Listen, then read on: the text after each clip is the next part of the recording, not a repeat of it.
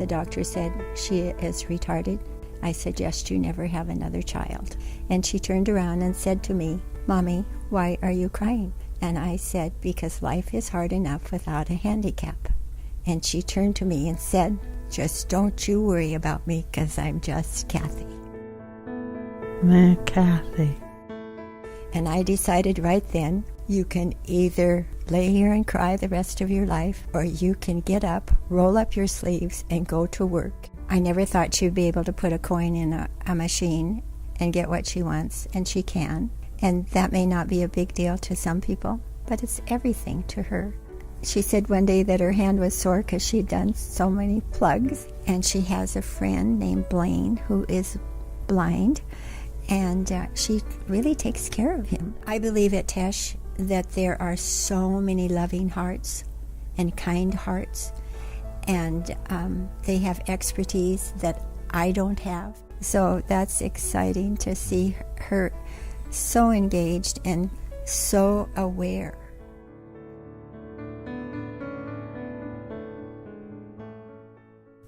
People with disabilities deserve and have a right to full participation in their community, and that is why Tesh exists. We create opportunities and choices so our clients may develop and share their talents and skills and be contributing citizens. Our community benefits as well. Opening up opportunities at school, at work, and at play transforms lives. You see yourself and others in a new perspective. You witness the appreciation for simplicity and unconditional acceptance of others. Status, appearance, and material possessions do not matter. It's what is in your heart that really counts. In spite of our best efforts, there is much to be done. Children with disabilities are often isolated in the classroom. Adults have the highest rate of unemployment in the country, and poverty is pervasive. Budgets for children and adults are being slashed today. Funding levels for programs have been frozen for decades. Disfranchised and essentially powerless, people with disabilities are easy targets for the budget analysts and decision makers.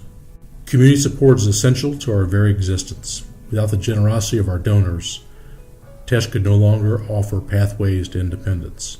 Our friends and neighbors with disabilities would have much fewer opportunities, and all of us would miss the joy that comes with an inclusive community. It's funny, when I started first working here, somebody said, hey man, your job must be easy. Kind of chuckled, because it's not. You're going to be emotionally into it, physically into it. And the clients need you on your A game every time. My name is Felicia Leanne Edwards. John finally died. Felicia is a woman that wants to work, but this is her first job. I mean, really job. 3 hours of hard labor, working around, grabbing things, and recycling. So to get her to stay focused on a task without going outside her task is what we're really working on. That helped me focus. And I know she's motivated because she loves the checks. I'll tell you why we like to work. The money. So what I really want is to get her to go out in the community and be more independent. We can't throw away the key on them. They can learn. They just got to be taught.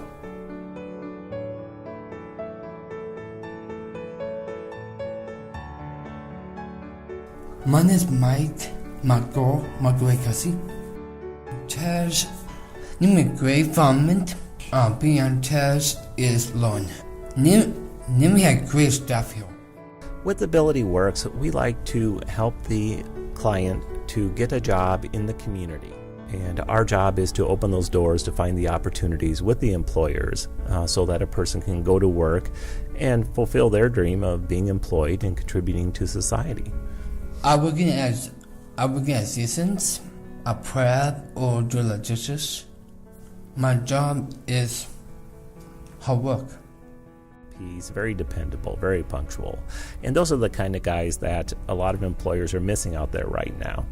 For us, he's a great person to have on this because he really has shined in his employment. Fortunately for me, getting married, having kids, I want to become a good father, a good dad.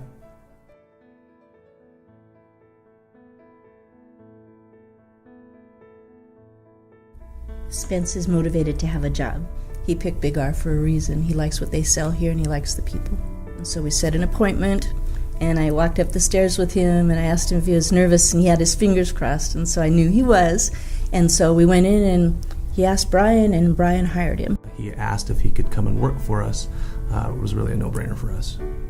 I'm Fisher Rose. I'm looking for like a Big R. Right now I coach him his whole shift. By the time you work with somebody for 18 hours, you know them pretty darn well, because I'm right beside them, and you help them sort out, help them figure it out, how they can be successful. I love Pam here's sure helping me. Yes, right now Spence still needs tasks where you get him lined up and then he does it.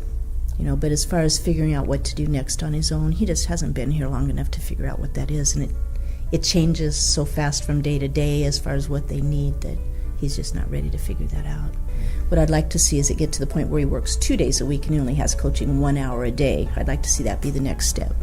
And I think he'll get there. He's definitely part of the family here. The other employees really took to him right off bat, and he's like a little brother in the store. We're just going to keep trying to get him to progress and give him more new things to do to help build his confidence. He loves being employed, and the Big R is his favorite place. I hope like a Big R. I hope like Big R. I hope like Big R. I do.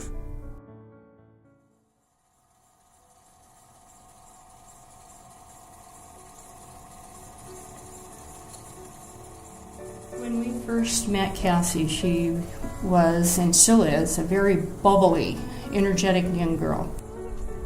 Oh my god, that's funny. That's so funny. Camp Independence is a program set for children. You get to change the lives of kids and even some of their parents. You make them feel wanted, needed, and they can grow and prosper under the program. Camping Independence has blossomed, meaning the kids as they grow. As the old cliche, the flower garden. But we have, you still have those thorns, but that's part of protection. But to make those children know that they are important and can be a very vital part of our community is what it's all about.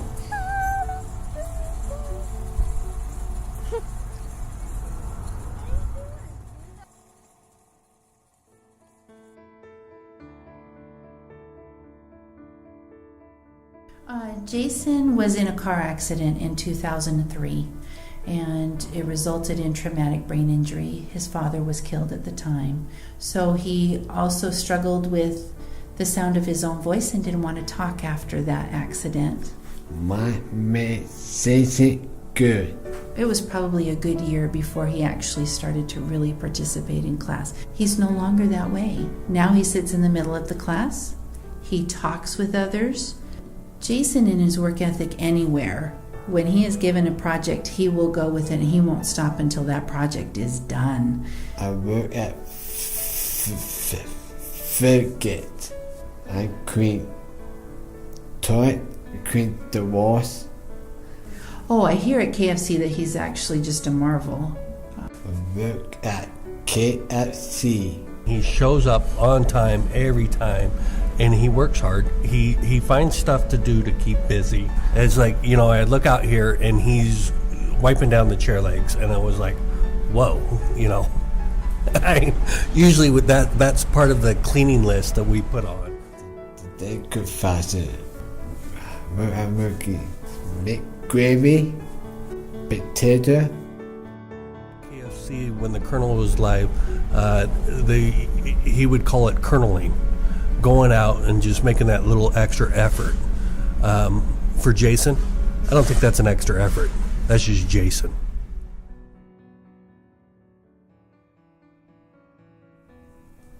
I wanted people to see individuals with disabilities as being essentially just like they are. That they're people who want friends, they want to work, they want to be part of the community, and they have so much more in common than differences in you and I. And that's what they should see and take away from that.